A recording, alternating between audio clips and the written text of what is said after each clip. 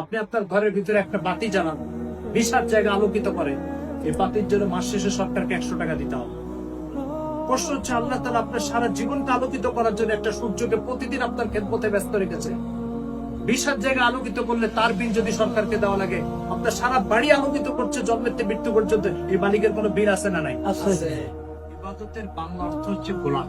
মানে আমরা এই 5 রাকাত নামাজের মাধ্যমে আল্লাহর গোলামি করব। প্রশ্ন হচ্ছে, আমি আল্লাহর গোলামি করতে বাধ্য কেন? কেন আমাকে নামাজটা করতে হবে? কেন বাধ্য? এই কথাগুলো যিনি গোলামি করেন তারও জানা দরকার, যিনি নামাজ পড়তে আসেন না তারও জানা। সহজ প্রশ্ন। আমার চোখ নষ্ট হয়, আপনার চোখ নষ্ট হয়, ঘরে বসে থাকলে কি চোখ ভালো হবে না এর জন্য ডাক্তারের কাছে যেতে হবে? ডাক্তার কাছে যেতে হবে। আচ্ছা, ডাক্তারের কাছে গেলে আমার চোখ ডাক্তার চিকিৎসা করলে ভালো হয়ে যাবে। চোখ চিকিৎসা করে ভালো করা এটা একটা কাজ, আর নতুন করে দুটো চোখ তৈরি করে এখানে সেট করে দেওয়া এটা একটা কাজ। বড় কাজ কোনটা? কোনটা বড় কাজ? তৈরি করা বড় কাজ, তাই না? চিকিৎসা করার কাজ তো অসংখ্য লোক করতে পারবো, তৈরি করার কাজ কয়জন করতে পারবে? কঠিন। চোখ তৈরি করার কাজ কি যে কেউ পারবে? এটা একমাত্র কার কাজ? আল্লাহ। মোবাইল নষ্ট হলে ঠিক করা অসংখ্য বেকার পাওয়া, তৈরি কি সব বেকার পারবে না? আমার প্রশ্ন হচ্ছে, যে চোখের চিকিৎসাটা করে দিল, যে চোখের চিকিৎসাটা করে দিল, সে সহজটা করলো, তার তো একটা ফিস আছে না? তো চোখ তৈরি করা তো অনেক কঠিন কাজ। তো যে মালিক চোখ তৈরি করে দিল তারও তো একটা পাওনা আছে না? নাই? যে চোখের চিকিৎসা করে দিলে তার যদি একটা পাওনা থাকে, তো যে চোখ তৈরি করে দিবে তার পাওনা থাকবে না? এখন আমরা যে চোখ চিকিৎসা করে দিল তারে তো 1000 টাকা 2000 টাকা দিয়ে তার পাওনা পরিশোধ করেছে। যে চোখ তৈরি করে দিল তার পাওনাটা কবে পরিশোধ করেছে? বলেন, এই পাওনাটা কার? তো তার পাওনা নেই? আছে। কবে পরিশোধ করেছে? আল্লাহ কোরআন মাজিদে বলছে, খালিকু কুল্লি শাইইন ফাবুদু। তোমার সবকিছু আমি সৃষ্টি করেছি, আর এই সৃষ্টি করার কারণে তোমার উপর আমার একটা পাওনা আছে, পাওনা পরিশোধ করতে হচ্ছে সেজদা দিয়ে। অর্থাৎ ডাক্তার পাওনা পরিশোধ করতে হয় টাকা দিয়ে, আল্লাহর পাওনা পরিশোধ করতে হয় সেজদা দিয়ে। তাহলে আল্লাহ তাআলার গোলামি আমি করতে বাধ্য কেন? ডাক্তারের ফিস পরিশোধ করতে আমি বাধ্য কেন? সে চিকিৎসা করে দিয়েছে এই কারণে। তো আল্লাহর গোলামি করতে আমি বাধ্য কেন? আল্লাহ আমাকে সৃষ্টি করেছে এই কারণে। তাহলে প্রত্যেক পাওনার একটা কি আছে? ভিত্তি। আল্লাহ পাক বান্দাকে বলেছেন, ফাবুদু, আমার গোলামি কর। এই যে গোলামি করা, এটা আল্লাহর পাওনা, এটা তার হক আপনার উপরে। ভিত্তি কি? ভিত্তি আমাকে সৃষ্টি করেছে।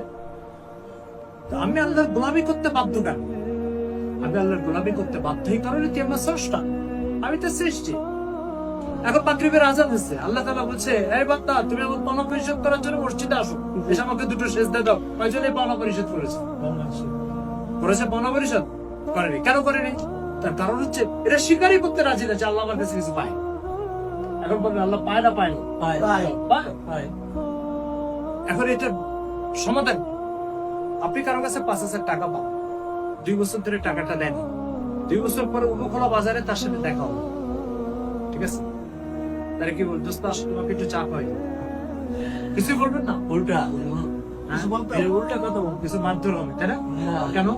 সে 2 বছর দেখাই না, দেখাও কেন? আপনার হক আদায় না করলে তার যদি বিচার হয়, তো আল্লাহর হক 70-80 বছর ধরে আপনি পরিশোধ করবেন, এটা বিচার নেই। তোমার জন্মের থেকে মৃত্যু পর্যন্ত চলার জন্য চোখ দরকার, আমি দিয়ে দিয়েছি।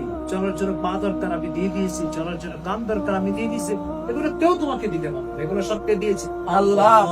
তো আমি তোমার চলার জন্য সব প্রয়োজন পূর্ণ করে দিলাম, তুমি আমাকে দুটো সেজদা দিতে পারবা। তো তুমি যদি কারোর কাছে 5000 টাকা পাও, সেটা যদি পরিশোধ না করে তার যদি বিচার হয়, তাহলে আমি 70-80 বছর ধরে তোমার কাছে সেজদা পাবো, তুমি পরিশোধ পাবো না, এটার বিচার হবে না? তোমাকে ছেড়ে দেওয়া হবে? এবার দেখেন কোরআন কি বলছে, ওয়াইন্না সাআতা আতিয়াতুন লা রাইবা ফিহা, নিশ্চিত বিচারের দিন আসতে কাউকে ছেড়ে দাও। ইন কুল্লু মান ফিস সামাওয়াতি ওয়াল আরদি ইল্লা আতির রহমানি আবদা, আসমানের যে যেখানে আছে, জমিনের যে যেখানে আছে, যাকে মায়ের পেটে সৃষ্টি করা হয়েছে, তাকে বিচারের জন্য কিয়ামতের দিন হাজির করা হবে। কার কথা এটা বলে? আল্লাহ। আমাদের স্রষ্টা মহান আল্লাহর কথা, যিনি আসমান তৈরি করেছে, জমিন তৈরি করেছে। এই জন্য মোহতারাম হাজির, বলেন, আমি আল্লাহর গোলামি করতে বাধ্য কি বাধ্য? তিনি আমার স্রষ্টা, তিনি আমাকে বাঁচিয়ে রেখেছেন। আইসিইউতে একটা লোক ভর্তি আছে মুমূর্ষ অবস্থায়, আইসিইউ ওয়ালারা তাকে টিকা রাখছে। প্রতিদিন আইসিইউ ওয়ালাকে 40,000 টাকা দিতে হয়। মুমূর্ষ অবস্থায় বেঁচে থাকার জন্য যদি 40,000 টাকা দেওয়া লাগে, পূর্ণ সুস্থতা দিয়ে আল্লাহ তাআলা জমিনের উপর চলার ক্ষমতা দিয়েছে, এ মালিককে কত দেওয়া উচিত বলেন? কত দেওয়া উচিত বলেন? এরকম কয় হাজার বোতল, কয় লাখ বোতল পানি আমরা জীবনে খাইছি বলেন তো? সংখ্যা গুণে শেষ করা যাবে না। এই বোতলের ভিতরে পানি ভরা, এটা মাম কোম্পানির কাজ। এই মাম কোম্পানি এই বোতলে পানি ভরেছে, কিন্তু পানিকে সে তৈরি করেছে না, শুধু বোতলে ভরছে। এর জন্য সে আমাকে 20 টাকা না দিলে পানি দিবে না। আচ্ছা, পানি তৈরি করা কি বোতলে ভরার চেয়ে কঠিন কাজ না সহজ কাজ?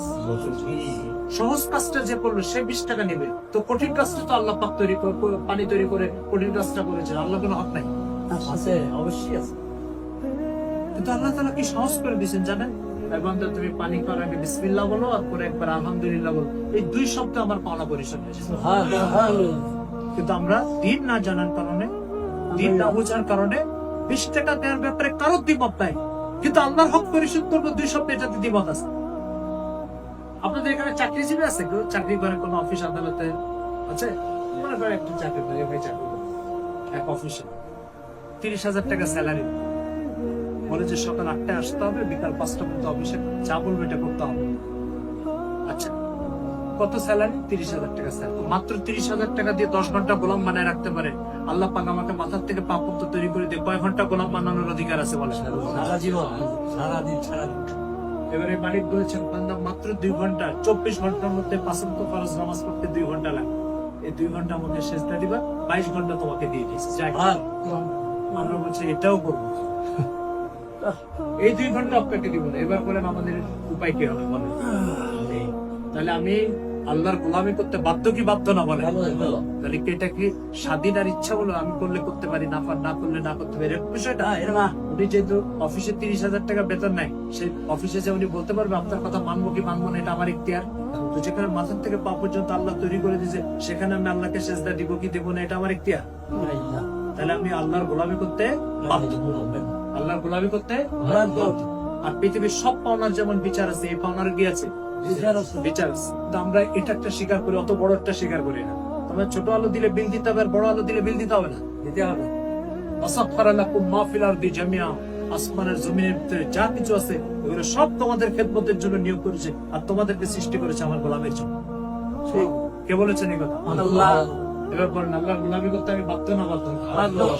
দেখি স্বাধীনতার বিষয় না বন্ধের বিষয়? বাধ্যের বিষয়।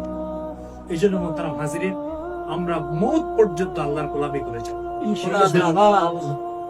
আর এই গোলামের প্রথম কথা হচ্ছে ফরজ নামাজ। আল্লাহর গোলামের প্রথম কথা কি? ফরজ নামাজ।